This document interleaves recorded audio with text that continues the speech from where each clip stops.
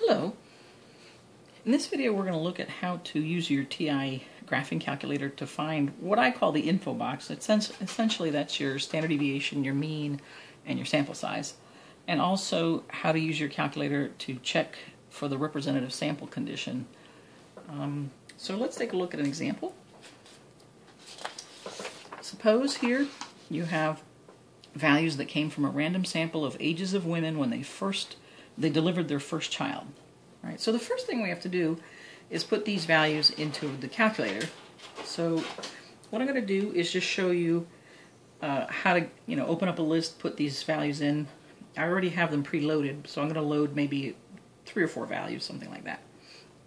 So when you look at your calculator here, you want to access your stat button. So press stat, and then you already have the cursor on edit, so you can either press 1 or press enter. And there you open up your lists. Now I'm going to go ahead and put my values in list 2, and I'll put in the first few values, 17, 18, and 21. So I'll go ahead and show you here. So I put in 17, and then I just press enter. 18, enter.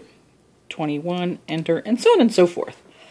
Now, we're actually going to work with list 1, so I'm going to go ahead and show you how to clear that list if you wanted to work with it. To clear a list, you go up to the name of the list, and then you press clear. Don't press delete. Press clear, and then enter, and there you go. All right. Now I've already got everything loaded in L1, all of these values. So you might want to pause the video and go ahead and do the same thing. Open up a list, enter all your values into a list. Once you've done that, to find your what I call your info box, I like to go to a clean screen, so I'm going to press second mode, which quits to the home screen, and now we have a clean space to work on. And now I want to press stat again, and now I want to go to the right until I go to calc, and I want to access one variable statistics. Since I'm already on there, all I have to do is press enter, and now I have to tell it where the list is. Now let me just show you here. Above your numeric buttons you have the list. So above 1 you have L1, above 2 you have L2. Since our information is in L1, I need to press second and then 1. So now I'm telling the calculator, do the one variable statistics calculations on the list information in list 1. Now press enter, and there you go. So now I know that my mean, which is X bar or Y bar, is 24 point, let's say 5. And the standard deviation, which is SX, is 4.08598, so on and so forth. And my sample size is 15. All right. You can see if you were to scroll down, you'd get the 5-number summary. All right. So let's go ahead and write that down. I got that the info box, what I call the info box, it's what you're going to need to work with, really. Okay. Has X bar or Y bar is 24.5, and then S is 4.08598, that kind of thing. N is 15. Now normally I'm going out a lot of decimals for the standard deviation of the sample because your book does that. Normally I actually maybe round to 4.09, something like that. All right. Now we're going to use this in another video. This video is really just calculator, getting acquainted with the calculator. The next thing I want to do is check for representative sample. So if you recall, for your conditions, you need to show that for the representative sample, you need to show that either for a representative sample for a numerical trait, you either have to have n is greater than 30, and so the central limit theorem applies, or you have to show that the sample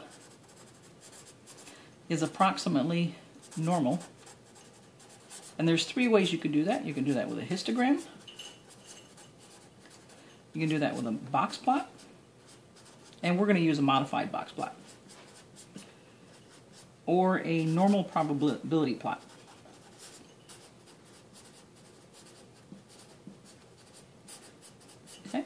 So we're going to do all of them. I tend to use the box plot.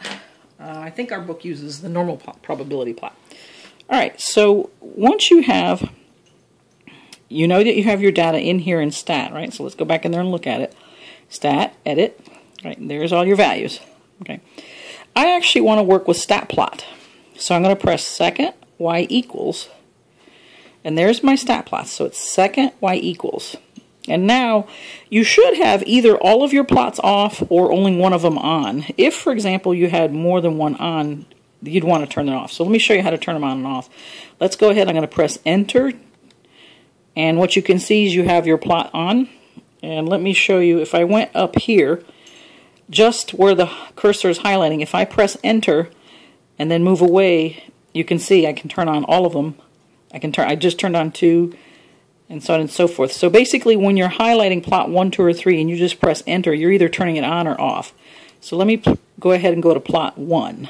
All right. Now, the cursor is on, so I'm going to select enter to anchor it, and therefore keep it on. And now the first thing I'm going to do is go to the type. I want to try the histogram. So I'm going to try this icon right there. And then if I didn't have L1 here, I would come down and I would go ahead and do second, whatever list I have my data in. But since we have L1, we're there. And then I want to go to zoom, and I want 9, zoom stat. So you can either do zoom and just press 9, which is probably the easiest thing to do. And you can see this box plot is very symmetric, no outliers, so it's very normal. So the more symmetric and absolutely no outliers. If you have an outlier, it's not normal. There's no way anything can be normal with an outlier. But then you look for a really good symmetry within the box plot. And if you'd like, you can trace this and you can see what some of the values are. So you can see, it's kind of hard to see maybe right here because it's hardly showing up, but here's 17, that's your min. Let me go to the right. Here's 22, and then looks like 25, and then 27 is your Q3, and your max is 31. So it's a little hard to see, but there you are. Alright, now let's go ahead and go back into stat plot.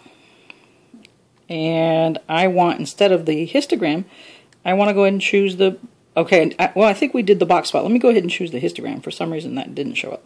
So I guess we did the box plot first. Alright, now let's do zoom 9 again. And there's your histogram. Okay, so you could trace, press trace, and it's telling you, you know, I have, looks like 2 values, and it'll tell you what it's from, 17 to 19.8, right? And so on and so forth. That's what the calculator chose. 3 values from 19.8 to 22.6, and so on and so forth. So you can read that. How many values, and what's the interval? But look at the shape of the histogram. It's symmetric and unimodal, so it looks good. It means my sample is normal. The last thing we could try is the normal probability plot. So I went second y equals back into stat plot, and there it is right here. So go down to type and go all the way over here until you select that, press enter. And now, again, if you press zoom 9, what this is going to give you is a plot, and you want it to be as linear as possible. So if the data values, when they're plotted here through normal probability plot, if they look very linear, that's good. That means you have a sample that is approximately normal. All right? And that's it. Thanks so much for listening.